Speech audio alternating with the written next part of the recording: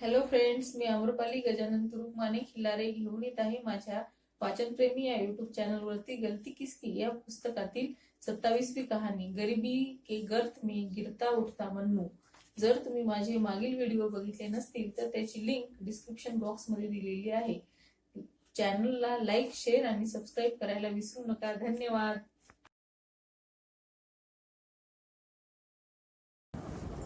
मेरा नाम मन्नू है और उम्र 9 साल है। मैं अभी चोरी के आरोप में बाल गृह जेल से रिहा होकर आया हूँ।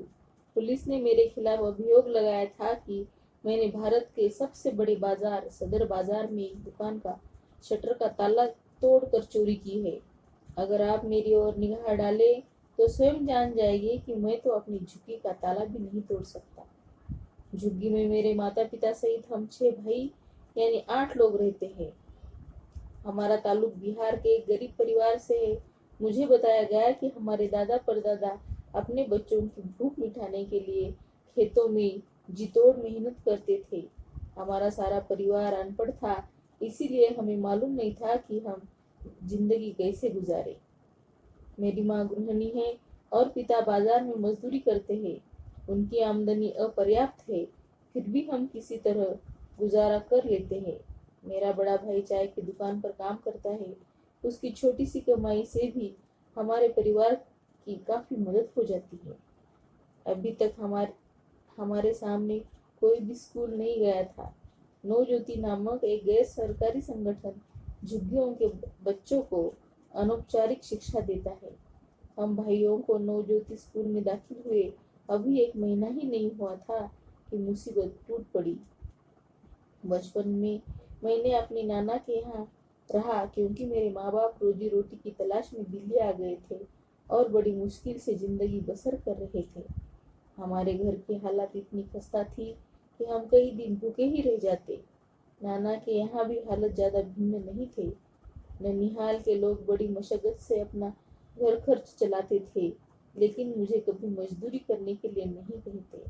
मेरे नाना काफी बूढ़े हो चुके थे। उन्हें यह चिंता लगी रहती थी, अगर उन्हें कुछ हो गया तो मेरा ख्याल कौन रखेगा। मेरे पिताजी जब गांव गए तो नाना उन पर नाराज हुए। उन्होंने उनसे कहा कि वो मुझे अपने साथ दिल्ली ले जाए। पिताजी राजी हो गए। दिल्ली जाने की खबर से मैं बहुत खुश हुआ।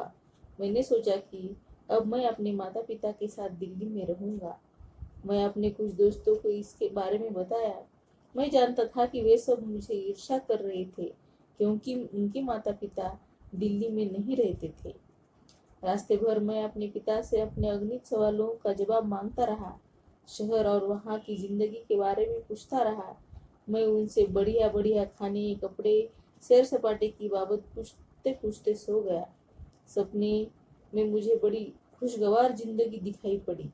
सच्चाई से हमारा सामना तब हुआ जब हम लोग अगले स्टेशन पर उतरे। मैंने देखा कि मेरे पिता अन्य लोगों की तरह रिक्शा या ऑटो रिक्शा में बैठने की बजाय पैदल ही चल रहे हैं। मैंने इस बात पर ज्यादा ध्यान नहीं दिया क्योंकि मैं सोच रहा था कि हम जल्दी ही अपने आलीशान घर में पहुंच जाएंगे। यहाँ सब कुछ ठीक ठाक होगा। रास्ते में ऊंची ऊंची इमारतें देखकर मैं भौचक्का रह गया। ऐसी इमारत मैंने पहले गांव के फटे पुराने अखबारों में ही छपी देखी थी। दिल्ली में मैं उन्हें अपनी आंखों से देखता हुआ उनके साथ चल रहा था। मैं सोच रहा था कि मेरे पिता के पास भी कभी कार या स्कूटर होगा। घर पहुंचकर मैं हैरान रह गया। वहाँ इलाका हमारे गांव से कुछ ज्यादा अलग नहीं था। बड़े गंदे इलाके में जगह जगह कूड़े की ढेर पर पड़े हुए थे और मेरी उम्र के बच्चे उन पर बैठे हुए थे। यह सब देखकर मुझे बड़ी तकलीफ हुई। घर के नाम पर हमारी छोटी सी झुग्गी थी, इससे हम किसी तरह एक साथ बैठ सकते थे। दिल्ली आकर मैंने देखा कि मेरे 4 छोटे भाई और हो गए हैं। मेरी माँ बहुत कमजोर हो गई थी, जिसे देखकर मैं बहुत दुख हुआ। बहरहाल उसने जब भी मुझे गले लगाया तो मेरी खुशी का ठिकाना ना रहा। मैं अपने भाइयों और पड़ोस के उनके दोस्तों से अच्छे रिश्ते नहीं बना सका। 2-4 दिन खुशी के बाद सच्चाई मेरे सामने आ गई और मैं दुखी हो गया। मुझे नहीं मालूम कि मेरे पिता किस तरह हमारा सबका पेट भरते थे, लेकिन मैं इस बात पर हैरान हूँ कि उन्होंने नवज्योति के स्वयंसेवकों को हमें स्कूल भेजने की रजामंदी दे दी। भूखे पेट पढ़ाई का क्या मतलब। लेकिन वे लोग मेरे पिताजी को राजी करने में कामयाब रहे और पिता ने हमें सबको स्कूल भेजना शुरू कर दिया। मैं अपने पड़ोस में रहने वाले अपनी उम्र के बच्चों को सारा दिन आवारागर्दी करते देखा। मैंने पूछा कि क्या तुम स्कूल जाते हो? मेरी बात सुनकर वह हंस पड़े और बोले, पढ़ाई लिखाई हमारे लिए नहीं है, उनके लिए तो घूमना खेलना और अच्छा अच्छा खाना ही उनकी दिनचर्या है। मैंने पूछा कि क्या तुम लोगों के पिता बहुत कमाई करते हैं? वे फिर हंसे और बोले कि वे अपने पिता की नहीं, अपनी कमाई से ऐश करते हैं। कुछ दिन तक उनकी बात मेरे पल्ले नहीं पड़ी, लेकिन उनके शब्द मेरे कानों में गूंजते रहे। मेरे पिता सुबह ही काम पर चले जाते और माँ सारा दिन घर के कामों में व्यस्त रहती। उसे सिर उठाने की भी फुर्सत न मिलती। एक दिन सवेरे कल्लू नामक एक 12 वर्षीय लड़के ने मुझे अपने साथ ले गया। उसने कहा कि वे मुझे दावत खिलाएगा। मैं राजी हो गया।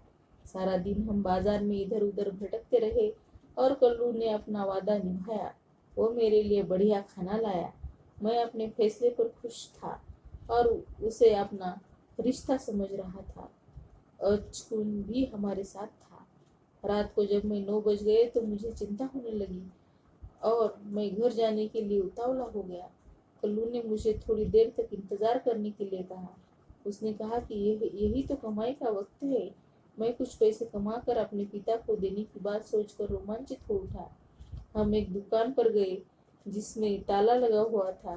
कल्लू ने मुझे दरवाजे पर इंतजार करने और अचकुन को यह देखने के लिए भेज दिया कि लाइन साफ है या नहीं। अचकुन को इशारा करने से पहले तक मेरी समझ में कुछ नहीं आया। कल्लू ने एक छोटा सा सिरिया निकाला और शटर का ताला तोड़ दिया। वे दोनों शटर दुकान के अंदर चले गए। मैं भी हैरान था। मुझे नहीं मालूम था कि मैं क्या करूं। मैं चौकीदार को कोने की तरफ से भागते हुए देखकर चकित रह गया। वो मेरी तरफ भागता आ रहा था। अचानक मैंने अपने एक अन्य पड़ोसी 10 वर्षीय जाशिम को एक थैला लेकर भागते देखा। चौकीदार ने चिल्लाकर उसे रुकने के लिए कहा। चौकीदार ने जल्दी ही हमें दोनों को पकड़ लिया और जासिम से बैग छीन लिया।